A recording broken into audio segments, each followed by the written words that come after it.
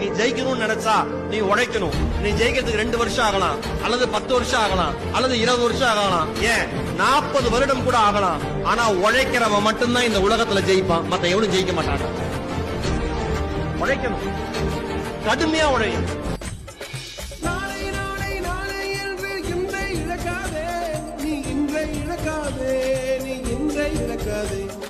இன்றை விதித்தால் நாளை உழைக்கும், அதை நீ மறக்காதே.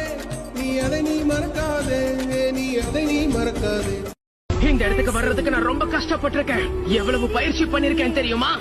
பலசாலி ஆகணுங்கிற ஒரே குறிக்கோளோட தனியாக இருந்து பயிற்சிக்கு எடுத்திருக்கேன். என் கனவு நினைவாகணும்.